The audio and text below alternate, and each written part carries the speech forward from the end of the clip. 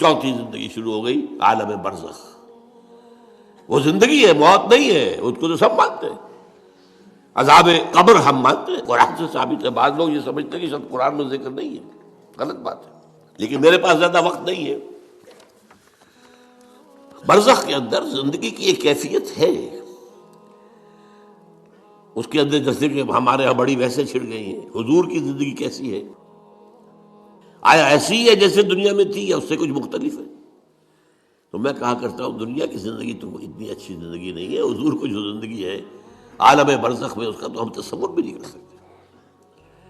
اس عالم برزخ میں کہا گیا شہداء کو وَلَا تَقُولُوا لِمَن يُقْتَلُ فِي سَبِيلِ اللَّهِ أَمْوَاتٌ بَلْ أَحْيَاءٌ وَلَٰكِن لَا تَشْعُرُونَ۔ اللہ کی راہ میں شہید ہو جانے والوں کو اموات مت کہو، مردہ مت کہو، زندہ ہے، تمہیں اس کا شعور نہیں۔ ہمیں شہداء کی زندگی کا شعور نہیں، پھر صدیقین اوپر ہے، پھر انبیاء ان کے اوپر ہے، پھر رسول ان کے اوپر ہے، سب سے اوپر سید المرسلین ہے۔ کیا زندگی ہوگی، ہم کیا تصور کر سکتے ہیں؟ ما لا عین رأت ولا اذن سمعت ما خطر علی قلب بشر۔ بہرحال پھر یہ چوتھی زندگی آ گئی، پھر آئے گا، پھر سور پھونکا جائے گا، اور پھر فَإِذَا هُمْ قِيَامٌ يَنظُرُونَ، تو سب زندہ ہو کر دوبارہ کھڑے ہو جائیں گے۔ وہ یوم القیامہ ہوگا، کھڑے ہونے کا دن، اور اس سے ہمارا پانچواں دور شروع ہو جائے گا، حیات اخروی۔ اچھا، حیات اخروی کے بارے میں ہمارا کیا ایمان ہے؟ کیا وہ کبھی ختم ہونے والی ہے؟ وہ تو ابدی ہے۔ فَإِنَّهَا لَجَنَّةٌ أَبَدًا أَوْ لَنَارٌ أَبَدًا، یہ پوری زندگی تو زندگی کتنی بڑی ہو گئی۔ تو اسے پیمانہ امروز و فردا سے نہ ناپ، جامنا پہم دواں ہر دم دواں ہے زندگی۔ البتہ ایک کام کیا کیا ہے اللہ نے،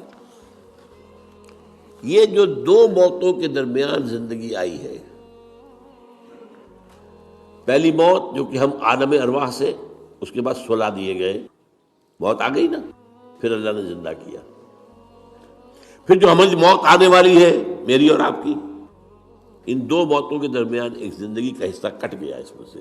یہ لمبا پروسیس، وہاں سے وہاں تک، مبدا و معاد،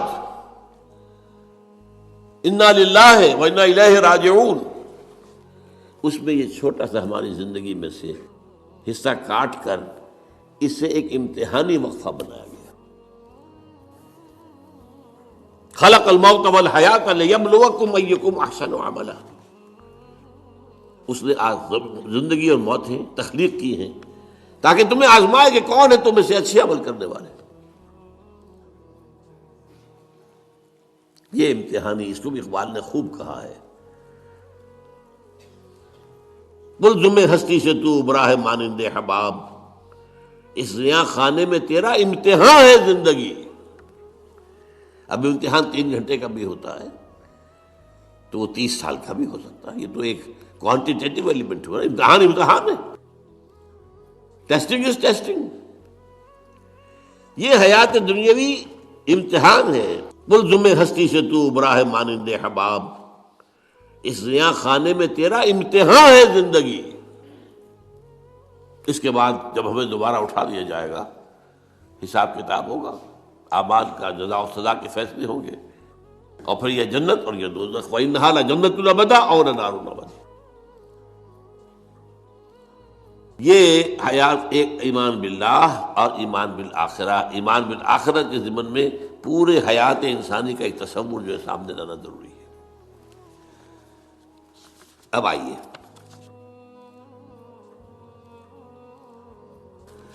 میں نے کہا تھا تخلیق کے بارے میں کچھ باتیں آپ کو بتاؤں گا۔ یہ جدید سائنس کے حوالے سے بھی بہت اہم چیزیں ہیں، اور یہ قرآن کی حکمت اور فلسفے کے لیے۔ بدقسمتی ہماری یہ ہے کہ ہمارے جو فلسفی مسلمان ہوئے، ابن سینا ہو، فارابی ہو، کندی ہو، جو متکلمین ہوئے جنہوں نے عقل سے کام لے کر قرآن کی تفسیریں کی ہیں، امام راضی میں بہت بڑے مقام پر ہیں، اور ہیں بہت ہیں، کچھ صوفی مزاج صوفی ہے، فلسفی ہے، ان سب نے اپنی زیادہ تر گفتگو کا دار و مدار یونانی حکماء اور فلاسفہ کی بات پر رکھی ہے۔ سقراط اس کا شاگرد، افلاطون اس کا شاگرد، ارسطو۔ ہمارے متکلمین، ہمارے فلاسفہ سب ارسطو کے شاگرد۔ ہمارے صوفیہ اکثر و بیشتر افلاطون اور پروٹائنس، فلاطینوس ان کے شاگرد۔ لہذا مولانا روم نے بڑا شکوے کے انداز میں کہا تھا، چند خوانی حکمت یونانیہ، تم کب تک یونانیوں کی حکمت پڑھتے رہو گے، یونانیوں کا فلسفہ پڑھتے رہو گے، یونانیوں کی میٹا فزکس، یونانیوں کی منطق؟ چند خوانی حکمت یونانیہ، حکمت قرآنیہ راہم میں خاں۔ کبھی ذرا قرآن مجید میں جو حکمت دی گئی ہے، جو فلسفہ دیا گیا ہے، جو حقائق بیان کیے گئے، کبھی ان پر توجہ کرو۔ اللہ تعالیٰ توفیق دے۔ میری دلی آرزو ہوگی کہ آپ میں سے جو ذہین لوگ ہیں، ظاہر بات ہے کہ یہ میدان ہر شخص کا نہیں ہے۔ حضور صلی اللہ علیہ وسلم کا جو افرادی انفرادی سطح پر انقلاب برپا کرنے کا پروسیس ہے، 4 الفاظ ہیں اس میں ٹاپ پر آتا ہے حکمت۔ یتلو علیہم آیاتہ یزکیہم ویعلمہم الکتاب والحکمہ۔ حکمہ یہ تعلیم محمدی صلی اللہ علیہ وسلم، تربیت نبوی صلی اللہ علیہ وسلم، اس کی سب سے اونچی منزل ہے تعلیم حکمت۔ تو ظاہر بات ہے کہ ہر شخص اس کا اہل نہیں ہوتا۔ یہ اللہ تعالیٰ نے ظاہر بات ہے سب کو ایک جیسا نہیں بنایا ہے۔ جسمانی قوتوں کے اعتبار سے بھی فرق و تفاوت ہے، ذہنی صلاحیتوں کے اعتبار سے بھی فرق و تفاوت ہے۔ جن لوگوں کے اندر یہ فلسفہ اور حکمت کا ذوق ہو، وہ اس معاملے میں آئیں، سوچیں، پڑھیں۔ میری یہ چند باتیں ہو سکتا ہے کہ ان کے لیے چشم کشا ثابت۔ وہ کتاب اس وقت میری جو ہے ایجاد و ابداع عالم، وہ آؤٹ آف پرنٹ ہے، موجود نہیں ہے، انشاءاللہ جلدی ہی پرنٹ کروا لیں گے دوبارہ۔ دیکھیے تخلیق کا مرحلہ اول عالم امر ہے، اللہ کا ایک حکم کن،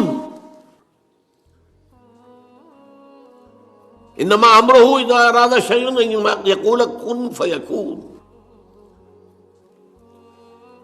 اس کن سے ایک نور پیدا ہوا ہے، ویری سٹل، لطیف، حرارت کوئی نہیں، خلق نور۔ یہ نور اللہ، یہ پہلی شے ہے جو پیدا ہوئی ہے۔ حکم ایک کن، یہ عالم امر ہے۔ اس نور سے پیدا کیے گئی تمام ارواح انسانیہ، تمام ملائکہ۔ ملائکہ کے بارے میں حدیث موجود ہے، قرآن مجید میں ذکر نہیں ہے، حدیث میں ہے۔